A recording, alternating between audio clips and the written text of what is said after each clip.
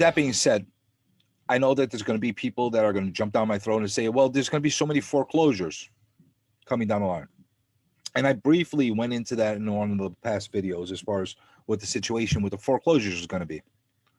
And what's going to happen with the foreclosure market is something that, if you think of it in an illogical way, you'll start to understand. There's millions of homes right now throughout the country that are in arrears as far as their mortgage payments are concerned. Some are getting forbearance. Some of them, they're just in arrears. Some of them are trying to modify right now. Some of them are trying to refi. Some of them are not being paid because the people just don't have any income coming in. And for the most part, a lot of these homes have been held back from being foreclosed on. One, because they're still new and they really have to go through the system. I'm not talking about the homes that were on the foreclosure block prior to the national emergency that was declared in March. As far as this pandemic is concerned, I'm going to keep talking about the pandemic. I'm going to keep talking about the coronavirus, unfortunately, because that's a big catalyst of what's happened. The reasons these things are happening. So, that being said, these homes are still new. They got to go through the system in order to go through the foreclosure process. That's one. There's been a lot of mandates and a lot of restrictions that have held back foreclosures on these type of homes. And they're continuing to go that way. And even when everything lifts, believe me, the courts are going to be so backlogged, so extremely backlogged, that it's going to make it extremely difficult to get them all through the system in a timely fashion. The other thing is, I could guarantee you that whoever is in office in 2021, and the Congress and the Senate and the president and everybody, the elected officials, they're going to be in a situation where they're going to be forced to find a way to work with the banks and to have the banks come to a meeting of minds with a lot of these people that have been out of work or were sick or were ideal homeowners, and they were paying their mortgage payments perfectly up until February, March of 2020. They're going to find things like that, things to do to be able to prevent a lot of that happening. And at the same time, they're also going to probably give incentives to the banks or workarounds with the banks. They did something very similar in 2008, 2009 when we had that mortgage meltdown and financial crisis. Now, there were a lot of houses that went on that were foreclosed at that time. But there was a big difference back then and right now. A lot of this that is happening is not happening because of banks being greedy or a lot of people not doing the right thing, which you had a lot of that in 2008, 2009, where people were buying a lot of houses undocumented, without documentation, stated income, those kind of things. Banks were basically giving loans out to people. If you had a pulse, you were getting a loan at that time. Simple as that. But that being said, you had a situation where you have these homes that might not have to go through foreclosure if the government finds a way to somehow work with the banks as far as keeping them going, because obviously they need the income as well in order to stay solvent, because the last thing you need is a bunch of defaults happening on loans they gave out, and now banks are collapsing. We've gone through these things before. We had the SNL crisis in the 80s and the financial crisis in 2008. I mean, these things, are serious, and they need to be addressed in a very gingerly and a very logical type of fashion. So the people that are thinking to themselves, there's going to be a flood of foreclosures, It's not going to be to the levels that people think that it's going to be. There's going to be foreclosures that are going to hit market.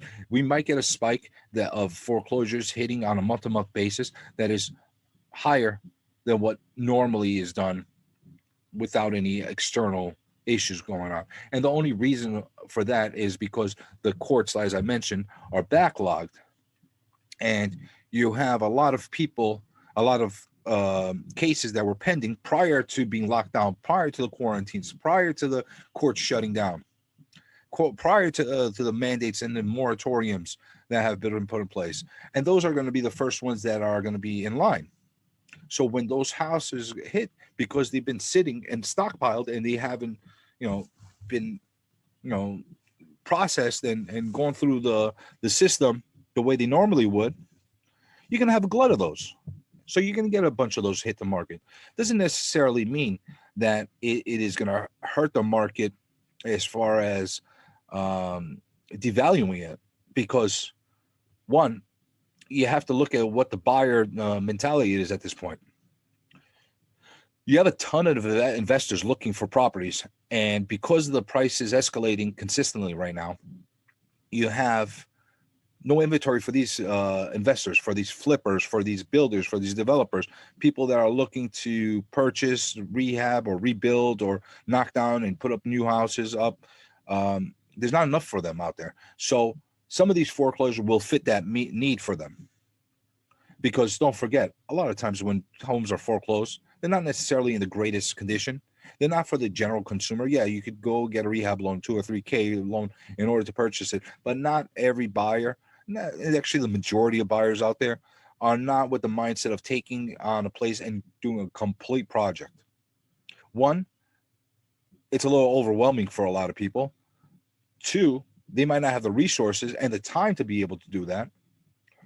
And three, they just might not have the mindset or the stomach to be able to handle that, because it's an ordeal. It's not for everybody. Some will, but not many. So those foreclosures, especially the ones that need excessive amount of work, or they're dilapidated, or the extreme ones, that's going to feed the investors some of their needs. So that's going to start settling out and working its way out. The other stuff, the immaculate houses, the ones that are pristine or are in relatively good condition with minor things that need to be done, those are not going to be enough to overwhelmingly level out the supply and demand. So it's going to take time for that to happen. Now, as we go into spring, and we might see more and more of these coming up, and then slowly sellers or homeowners decide it's time, I got to put the house on the market. That's the time you're going to see it's going to be make or break time at that point. You're going to see March, April, May, June. These are the months. It's going to be make or break time. Depending on how many houses hit the market at that time is going to show us what's going to happen for the third and fourth quarter. And that's why I'm heavily standing by my thoughts of the first half of the year is going to be a lot more of the same that we've been going through. It's just the way it looks like it's going to be going on. Now, going to 2021 is when we're going to start seeing, 2022, I'm sorry, are going to be the times we're going to be seeing more of these homes that have been affected by people that, lost their jobs or got sick, or knock on wood, I'm sorry for everybody that lost somebody, but the homeowners that died during this time and maybe don't even have anybody there, and the banks are taking these properties back at that point. 2022 is when we're going to start seeing that kind of stuff start filtering. And even then, you're not going to get on everything. It's just not going to happen. If everything that was in default at this very moment were to get foreclosed, I'm not even going to say overnight, within a month period, forget about bubbles bursting, forget about disasters. It's going to be an absolute collapse of not only the real estate market, our economy. So it's not going to happen in that fashion. It's just not. As much as I disagree with a lot of the things our politicians do, our officials, don't get me started on how much I don't like a lot of our policies. Um, they're not complete idiots. Some of them are, but they're not complete idiots to actually let something like this happen. They know what the ramifications are going to be. It'll be the apocalypse if that happens. So it's not going to happen.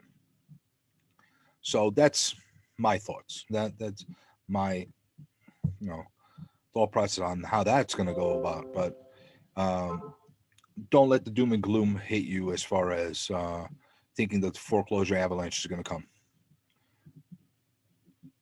because it will be slower than people expect.